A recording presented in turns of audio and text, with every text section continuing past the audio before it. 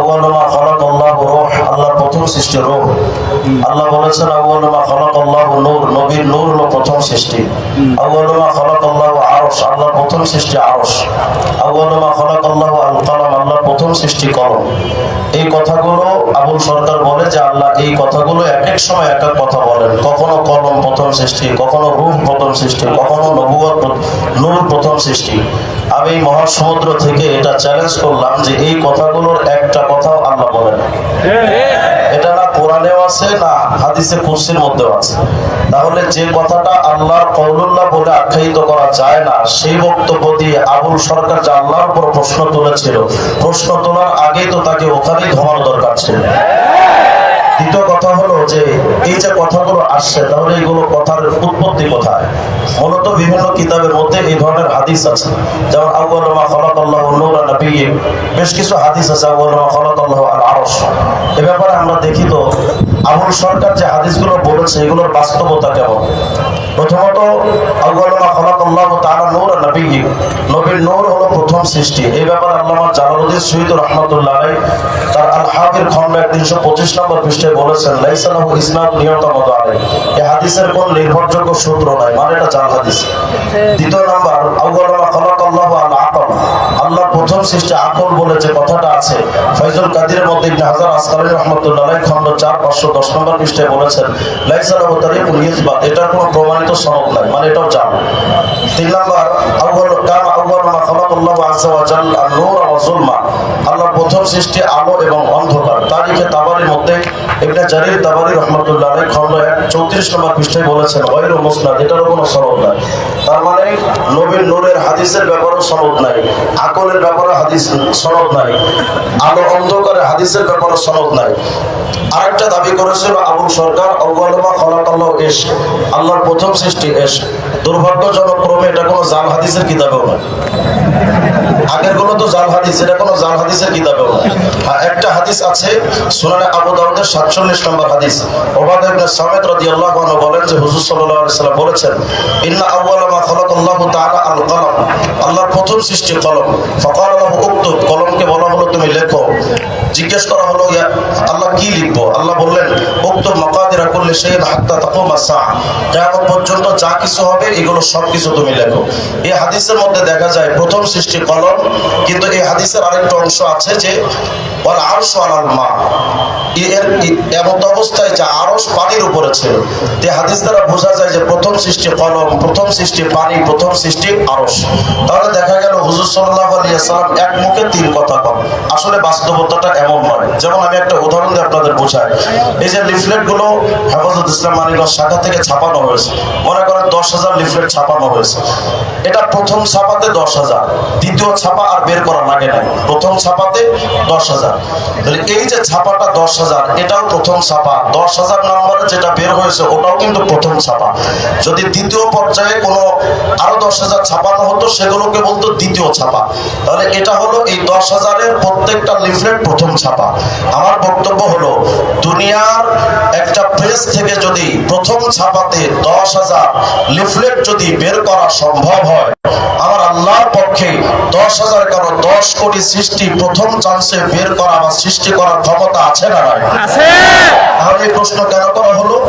কারণ ও আবুল সরকার নয়, জাতে আবাল সরকার। এখন প্রশ্ন আসতে পারে যে এটা 10,000 লিফলেটের এটা প্রথম, এরপরে পর্যায়ক্রমে একটার পর একটা বের হয়েছে।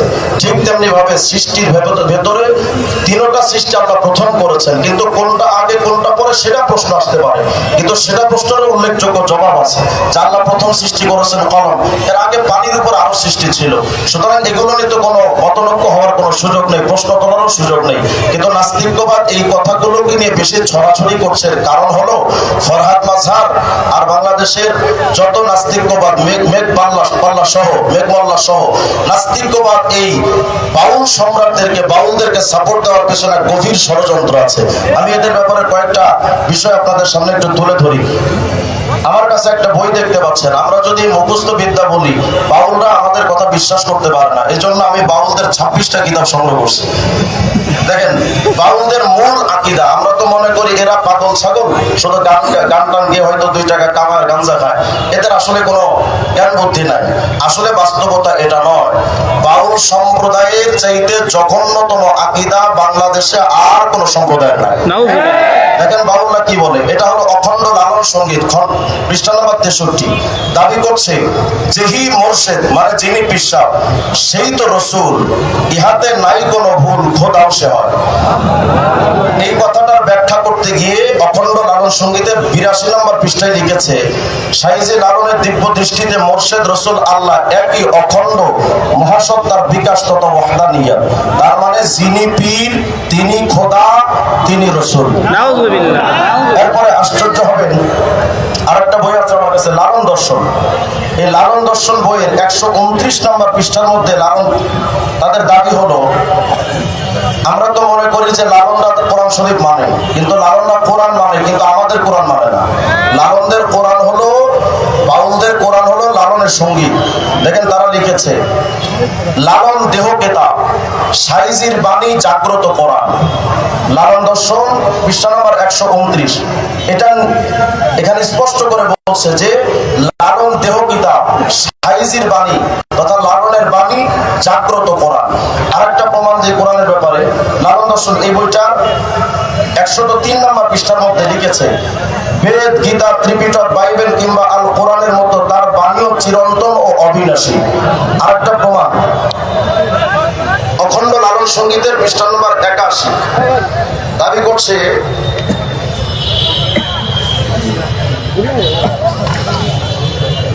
তাদের বক্তব্য হলো, ফকির লালন সাহেব মুক্ত ছন্দ মহাসমুদ্রের মতো চির প্রবাহমান শব্দ, যা অখণ্ড এবং সর্বব্যাপ্ত কোরআন। তার মানে লালনদের বাউলদের মূল থিম হলো লালনের গানগুলো, তার বক্তব্যগুলো হলো কোরআন। আগের বক্তব্য থেকে জানলাম যে তাদের দাবি হলো যে লালন তথা যত গুরু আছে পৃথিবীতে সমস্ত পীর এবং গুরুরা হলো আল্লাহ এবং রসুল। আশ্চর্য হলেও সত্য, লালনদের আরেকটা বক্তব্য হলো, আমরা তো মনে করি শুধু গুরুদেরকে ওরা খোদা মনে করে।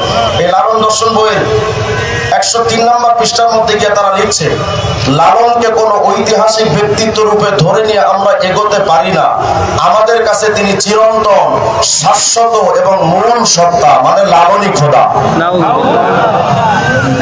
এরপরে আরেকটা প্রমাণ দিই, তাহলে আমরা প্রথম প্রমাণ পেলাম লালন খোদা, লালনের বাণী কোরআন। আরেকটা প্রমাণ দেখি, অখণ্ড লালন সঙ্গীত এই বইটার 57 নম্বর পৃষ্ঠার মধ্যে লালনদের বক্তব্য, আমরা মনে করি তারা ইসলাম মানে। দুর্ভাগ্যজনক ক্রমে বাউলরা নিজেরাও দাবি করে না যে তারা মুসলমান, কিন্তু আমরা জোর করে তাদেরকে মুসলিম বানাচ্ছি। অখণ্ড লালন সঙ্গীত বইয়ের মধ্যে 57 নম্বর পৃষ্ঠার মধ্যে লিখেছে, আমরা তো লাউদ নাসারা মুসা, এই জামানায় যদি মুসা নবীর আগমন হয়, জামে সগীরের হাদিস, ফাত্তাবা তুমুহু, তোমরা যদি মুসা নবীকে মানতে শুরু করো, বা তারা তুমুনি, আমি মুহাম্মদকে বাদ দিয়ে লা তালান্তুম, অবশ্যই তোমরা পথভ্রষ্ট হয়ে যাবে। তাহলে রাসূল আরবীর সিদ্ধান্ত হলো আমাদের নবীর পরে আর কাউকে নবী মানা যাবে না। কিন্তু বাউল মতবাদের লালন বলে, মোর্শেদ যা ইশারা দেয় বন্দেগীর তরিক সেই হয়, কোরআনে তা সাফ লেখা রয়, আবার ওলি দরবেশও তারাও কয়। এই গানের ব্যাখ্যা করতে গিয়ে নিচে লিখেছে, মোর্শেদ রূপে আল্লাহ, মানে যিনি পীর উনি তো মূলত আল্লাহ, ওদের বিশ্বাস বলে মুর্শিদ রূপে আল্লাহ যার জন্য যে সাধন পদ্ধতি দান করেন সেটাই তার জন্য পালনীয় অপরিহার্য ধর্ম বিধান বা শরীয়ত। মানে ইসলাম ধর্ম তাদের শরীয়ত নয়, তাদের শরীয়ত হলো তাদের গুরুরা যে কথা বলবে সেটাই হলো শরীয়ত। আরেকটা বই আমি প্রমাণ দেখাই, এই যে বইটা বাংলাদেশের বাউল, এই বইটা ডক্টর আনোয়ারুল করিমের লেখা। আনোয়ারুল করিম লালন একাডেমির পরিচালক ছিলেন সাবেক।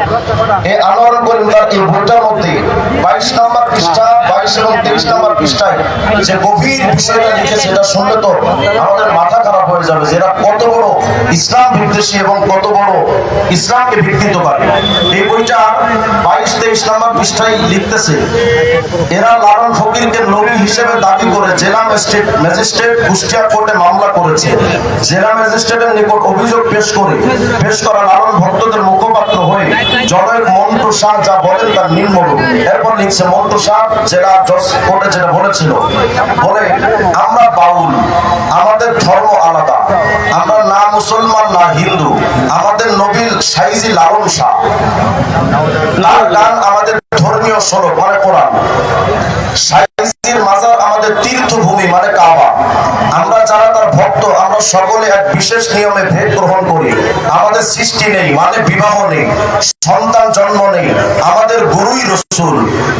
আমরা আলাদা একটি জাতি, আমাদের কালেমাও আলাদা, লা ইলাহা ইল্লাল্লাহ লাহুল রাসূলুল্লাহ। বলেন, যারা নিজেদেরকে ইসলাম ধর্মের মানুষই মনে করে না, তাদেরকে আমরা যদি মুসলমান বলি, তাহলে এটা তো আমাদের পক্ষ থেকে নতুন আগ বাড়িয়ে তাদেরকে স্বীকৃতি দেওয়া। আমাদের বক্তব্য হলো, তারা যে দাবি করে তারা মুসলমান নয়, আমাদের স্পষ্ট দাবি, তোরা যেহেতু মুসলমান নও, সুতরাং এই বাংলাদেশে ইসলামকে ব্যবহার করে, আল্লাহ এবং রসুলকে ব্যবহার করে, শরীয়তের কোন বিধানকে নিয়ে, আল্লাহ এবং রসুলের নাম নিয়ে বাংলাদেশে কোন বাউল সঙ্গীতের আয়োজন করতে দেওয়া হবে না। যেহেতু তারা মুসলমান নয়, তারা এই বাংলাদেশের সংখ্যালঘু হয়ে বাঁচবে, ইসলামের কোন ব্যাপার তাদেরকে গ্রহণ করতে দেওয়া হবে না। হ্যাঁ, আমাদের প্রশাসনের লোকেরা আমাদেরকে বলবেন, বাংলাদেশ গণতান্ত্রিক রাষ্ট্র, এই বাংলাদেশে সবার কথা বলার অধিকার আছে। হ্যাঁ, আমরা এটা স্বীকার করছি। গণতান্ত্রিক রাষ্ট্রে হিন্দুরা তাদের কথা বলুক, অসুবিধা নাই, বৌদ্ধরা তাদের ধর্মীয় কথা বলুক, অসুবিধা নাই, কিন্তু বাংলাদেশের গণতন্ত্রের কথা বলে, আমার ধর্মীয় অনুভূতিতে আঘাত করে, আমার ইসলামকে বিকৃত করে কথা বলবার অধিকার গণতন্ত্র হয় না। সুতরাং যদি আপনারা গণতন্ত্রের দোহাই দিয়ে যদি বাউল মতবাদকে বাংলাদেশের কথা বলার অধিকার দিতে চান, তাহলে আমাদের বক্তব্য হলো, আপনারা যদি তাদেরকে ঠান্ডা না করেন, এই বাংলাদেশের মুসলমান পিটিয়ে চামড়া কেটে ফেলবে। একটা তথ্য দিয়ে আমি শেষ করবো, যেহেতু সময় কম। আমরা তো মনে করি বাউল মতবাদের লোকেরা মনে হয় ইসলাম প্রিয়। দেখেন, বাউলদের ইসলাম বিদ্বেষটা কত মারাত্মক। এটা হলো মহাত্মা লালন বই। এই বইটার 118 নম্বর পৃষ্ঠার মধ্যে লালনের একটা গান লেখা আছে। লালন বলছে, জাত না গেলে পাইনে হরি, কিছাড় জাতের গৌরব করি, সুস্নে বলিয়ে। লালন কয়, জাত হাতে পেলে, জাত মানে ধর্ম, লালন কয়, জাত হাতে পেলে পুরাতাম আগুন দিয়ে। আপনারা যে মনে করেন ফরহাদ মাজারা এদের পক্ষে কথা বলে কেন, মেঘবাল্লারা এদের পক্ষে কথা বলে কেন, কারণ ফরহাদ মাজার মেঘবাল্লারা তো ইসলাম বিদ্বেষী। মেঘবাল্লা এবং ফরহাদ মাজরা তো ইসলাম বিদ্বেষী। যে কারণে লালনের মূল থিম হলো যে ইসলাম শুধু ইসলাম নয়, যে কোনো ধর্ম পুড়িয়ে ছাই বানিয়ে ফেলবে। নাস্তিকবাদ তো এটাই চায়। এজন্য ফরহাদ মাজরা মানিকগঞ্জে মাঝে মধ্যে আসতে চায়। আমরা বলি, ফরহাদ মাজার, তুই তোর 14 গোষ্ঠী সহ মানিকগঞ্জে আয়, ধুতি খুলে পিঠা চামড়া করে ফেলা হবে। মানিকগঞ্জ উলামায়ে কেরামের জমিন, এখানে কোনো নাস্তিকবাদে ঠাঁই দেওয়া হবে না। আর আশ্চর্য ব্যাপার দেখেন, লালন দর্শন আরেকটা বই, এই বইটার 104 নম্বর পৃষ্ঠার মধ্যে লালনরা ইসলাম ধর্মের ব্যাপারে কত মারাত্মক অবস্থান রাখে। দেখেন, তারা বলছে, অধার্মিকতা, খুব ভালো করে শোনেন এই অংশটা, অধার্মিকতা বা ধর্ম নিরপেক্ষতাই মানবের বন্ধন মুক্তির একক উপায়। মানে ধর্মহীনতাই মানুষকে শান্তি দিতে পারে। অথচ সূরা তাহার 104 নম্বর আয়াত, 124 নম্বর আয়াত, ওমান আরাদা আন যিকরি ফাইন্না লাহু মাঈশাতান যানকা। কোরআনের আইন থেকে যদি এক চুল পরিমাণ কেউ সরে যায়, তার জীবনটাকে আল্লাহ নরক বানিয়ে ফেলবেন। আল্লাহ তাআলা বলে যে ধর্ম নয়, অধার্মিকতা বা ধর্ম নিরপেক্ষতা, এটাই মানুষকে একমাত্র শান্তি দিতে পারে। এটাই লালন দর্শনের মূল প্রতিপাদ্য। যারা অধার্মিক, তারা লা শিরক এবং পরিপূর্ণ ধর্ম শূন্য বা ধর্ম নিরপেক্ষ, এবং তাদের শিক্ষাকে গ্রহণ করতে পারলেই মানব সমাজের সত্যিকার কল্যাণ সাধনা আশা করা যায়। তার মানে এই বাংলাদেশ থেকে তারা ইসলাম ধর্ম সহ সমস্ত ধর্মকে উঠিয়ে দিতে চায়। যারা ধর্মকে উঠিয়ে দিতে চায়, যদি আজকের এই কথা বাংলাদেশের তসলিমা নাসরিন বলতো, সমস্ত বাংলাদেশের মানুষ ঝাঁপিয়ে পড়তো ইসলাম প্রেমিকরা, যারা সেনাস্তিক ইসলামের বিরুদ্ধে কথা বলছে। কিন্তু তাদের বিরুদ্ধে গণভাবে মানুষ মুসলিমরা সায় দিচ্ছে না, একটাই কারণ, তারা ধর্মীয় লেবাস লাগিয়ে সামনে এসে নাস্তিকতা ছড়াচ্ছে। এবার আশ্চর্য দু একটা নোংরা কথা বলবো আমি মুরব্বীদের কাছে ক্ষমা সুন্দর দৃষ্টিতে দেখার জন্য বলছি, কারণ এটা না বললে হবে না। বাংলাদেশের বাউল একটা বই, এই যে বইটা ডক্টর আনোয়ারুল করিমের লেখা, এই বইটা 24 নম্বর পৃষ্ঠার মধ্যে লালনদের মূল থিম তারা এখানে লিখে রেখেছে। দেখেন 24 নম্বর পৃষ্ঠা, দেহবাদের আড়ালে সমাজে যৌনচারমূলক কর্মকাণ্ডকে এক শ্রেণীর মানুষ ধর্মীয় চেতনা হিসেবে লালন করে আসছে। মানে বাউলরা, এই চ্যাপ্টারটা বাউলদের নিয়ে লেখা। এরা সমাজের বিবাহ বন্ধনকে অস্বীকার করে, নারী পুরুষের একত্রে মেলামেশা বসবাসে লিভ টুগেদার দর্শন হিসেবে অনুসরণ করে আসে। আমরা সবাই জানি লিভ টুগেদার সিস্টেম এটা নাস্তিকবাদের, অর্থাৎ নারী পুরুষ একসাথে খোলামেলা চলতে পারে, এই দর্শনটাই লালন করে বাউল সম্প্রদায়। এরপরে আশ্চর্য হবেন, এই বইটার 408 নম্বর পৃষ্ঠার মধ্যে 408 নম্বর পৃষ্ঠার মধ্যে যেটা লিখেছে, কোন রুচিসম্মত মানুষের পক্ষে বাউল সাধনাকে, বাউল মতবাদকে সাপোর্ট করা সম্ভব নয়। দেখেন তারা লিখছে, আমাকে মাফ করবেন এই কথা পড়ার জন্য, বাউলের মধ্যে সর্বরোগ থেকে মুক্ত হওয়ার জন্য চারি চন্দ্র অর্থাৎ মল, মূত্র, রজ, বীর্য মিশ্রণে এক প্রকার পদার্থ তৈরি করে তা প্রেম ভাজা নামে ভক্ষণের রীতি বাউল সমাজে আছে। তার মানে তারা মনে করে মহিলাদের পায়খানা, পেশাব এবং রস মানে স্রাবের পরে উত্তেজনার সময় যে মজিটা বের হয় এটা এবং মনে বীর্য, এই চারটা জিনিসের সমন্বয়ে একটা খাবার তৈরি করে, এটার নাম হলো প্রেম ভাজা। এই প্রেম ভাজা খাইলে তাদের আর কোনো রোগ ব্যাধি হয় না। এই চারি চন্দ্র সমগ্র শরীরে, কপালে, বুকে, পিঠে, মাথায় মর্দন হয়ে থাকে। শিরে ফুসকা মাটিতে মিশিয়ে তারপরে মাথায় মাখলে মাথা ব্যথা, গা ব্যথা, জ্বর উপশম হয়। বাউলের মধ্যে এমন ধারণা আছে, শুক্রকে স্খলনের মুহূর্তে উঠে ওঠাতে সক্ষম হলে অজর যৌবন প্রাপ্ত সম্ভব হয়। চারি চন্দ্র অর্থাৎ মলমূত্র, রস, বীর্য একত্রে মিশে গায়ে মাখলে চর্মরোগ হয় না। আমরা বলি শরীরের চর্মরোগ নিবাতে ইমানের চর্মরোগ হয়েছে। এরপরে বাউলদের মূল জীবনের মধ্যে অসংখ্য বিষয় আছে, যেমন তাদের মূল আদর্শ হলো আল্লাহর ধ্যানে সেজদা করা নয়, আল্লাহ পূজা করা হয়। তাদের মূল টার্গেট হলো গুরুকে সাধনা করা, গুরু ভজনটাই হলো তাদের মূল টার্গেট। তারা এ ব্যাপারে বিশদ লম্বা আলোচনা করেছে। তাদের অখণ্ড আদর্শ কিন্তু 57 নম্বর পৃষ্ঠাতে 57 নম্বর পৃষ্ঠার মধ্যে গিয়ে তারা লিখছে, মুর্শিদকে মানিলে খোদা মান্য হয়, সন্দেহ যদি হয় তার কোরআন থেকে লিখে যায়। দেখো বেমুরিদ যত শয়তানের অনুগত, ইবাদত বন্দেগী তার সেই শহীদের বেলা দয়াময়। তার মানে এটা দিয়ে তারা বলতে চায় যে আমাদের যত সব গুরুকে লক্ষ্য করে হবে। এটা আরেকটু ব্যাখ্যা করতে গিয়ে তারা মহাত্মা লালন বইয়ের 33 নম্বর পৃষ্ঠার মধ্যে লিখছে, ফকির লালনের মত, পথ ও পথ এমনই এক মানবিক দার্শনিক আধ্যাত্মিক গুরুবাদী মত, যেখানে হিন্দু, মুসলিম, বৌদ্ধ, খ্রিস্টান, জাত, পাত, গোত্র ও বর্ণের সামান্যতম ভেদাভেদ নেই। এতে এই মতে শুধু প্রেম, ভালোবাসা এবং গুরু ভজনের মূল উদ্দেশ্য, মূল সাধনা। তার মানে গুরু পূজা করাই এদের মূল টার্গেট। এজন্য আশ্চর্য হবেন, এরা তাদের সেজদা যে দেয়, আমরা তো হাদিসে জীবনের মধ্যে পড়েছি, আল্লাহ রাসূল সাল্লাল্লাহু আলাইহি ওয়াসাল্লামকে বলা হয়েছে, আনতা আবুদাল্লাহ কাআন্নাকা তারা ফাইল্লাম তাকুন তারা ফাইন্নাহু ইয়ারাক।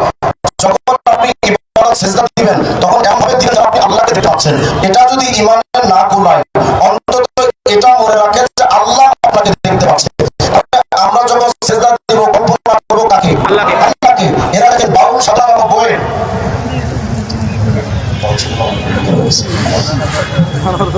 আচ্ছা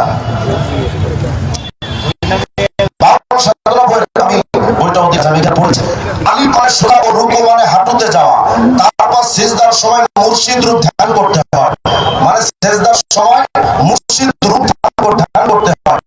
সেই ধ্যান করতে পারলে চোখের সামনে আল্লাহ মুর্শিদ উপস্থিত হন, আর সেই আল্লাহকে হাজির রেখে সিজদা করতে হবে। তার মানে যখন আপনি সিজদা দিবেন কল্পনা করবেন যে আপনার পীর আপনার সামনে হাজির, এই পীরকে আল্লাহ মনে করে সিজদা দিতে হবে। অথচ কোরআনে কারীমের অসংখ্য আয়াতের মধ্যে আসে ফাসজুদু লিল্লাহি ওয়াবুদু, আল্লাহকে সিজদা করো, আল্লাহর ইবাদত। এটা তো কুফরি মতবাদ ধারণ করে। আমি জানতে চাই মুসলমান না বেঈমান? বেঈমান। মুসলমান না বেঈমান? আমাদের সুস্পষ্ট বক্তব্য হলো, যারা সমাজে শিরক ছড়াচ্ছে, যারা সমাজে কুফর আর বিদ্বেষ ছড়াচ্ছে, বাউল মতবাদী আলোচনা করতে গেলে লম্বা টাইমের দরকার। আমি এদের নিয়ে মোটামুটি একটা বই লেখা হয়ে গেছে আমার, আগামী 1 সপ্তাহের মধ্যে লিখতে হবে ইনশাআল্লাহ। আমি তো আপনাদের ধারণা দিতে পারছি, যারা নিজেদের পীরকে খোদা এবং রাসূল মনে করে এবং স্পষ্ট করে বাউলরা বলে আমাদের ধর্ম ইসলাম নয়, আমাদের ধর্ম হলো দ্বীন ইলাহি। দ্বীন ইলাহি মানে সম্রাট আকবর 1856 সালে যেটা তৈরি হয়েছিল, দ্বীন ইলাহি।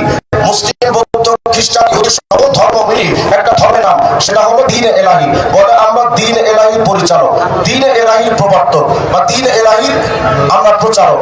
কিন্তু আশ্চর্যজনক হলো সত্য, এই যে বাউল শব্দটা আমরা শুনি, এই বাউলটা মূলত ওলামা কেরাম জানি বাল নামে এক দেবতার কথা আমরা পড়েছি কিতাবাদিতে। বাল, এই বালের অনুসারী হলো এই বর্তমান। সুতরাং যাদের উত্তরটিকায় শিরিকা উঠবে সেই বাউল সম্প্রদায় আর চাই কিছু দাবি করুক না কেন, আমাদের বাংলাদেশের মুসলিম হিসেবে পরিচয় দিতে পারে না। আমি প্রশাসনের ভাইদেরকে আবেদন করছি, আমাদের আকাবির এখানে আছেন, মধুপুর বিশ্ববন্ধু সহ আমাদের বাংলাদেশের হেফাজত ইসলামের সমস্ত নেতারা এই ব্যাপারে একমত। বাংলাদেশে আজকের পর বাংলাদেশের কোন জায়গায় বাউল সম্প্রদায়ের ইসলামের নাম দিয়ে শরীয়ত মারিফাতের পালা নাম দিয়ে বাংলাদেশে আর কোন প্রোগ্রাম ওদের হতে দেওয়া হবে না। যদি প্রশাসনের লোকেরা আপনারা তাদেরকে বাধা দিতে ব্যর্থ হন, তাহলে আমি এই মুসলিম জনতার কথা আপনাদের শোনায় যাচ্ছি। এখানে অনেক মুসলমান যুবক আছে যাদের মাথায় টুপি নাই, মুখে দাড়ি নাই, গায়ে পাঞ্জাবি নাই, হয়তো তারা ইসলামের চর্চা পরিপূর্ণ করে না, কিন্তু আল্লাহর কসম করে বলি এই প্রত্যেকটা যুবকের মধ্যে এক হৃদয়ের অগ্নি স্ফুলিঙ্গ তাদের ভিতরে লুকিয়ে আছে। যদি ইসলামের বিরুদ্ধে কোনো কুফরি শক্তি, কোন নাস্তিক্যবাদ ইসলামের উপরে যদি আঘাত করে, ওই যুবকদের ইমানি যদি আগুনটা যদি একবার বিস্ফোরণ হয়, প্রত্যেকটা পানিতে ঠান্ডা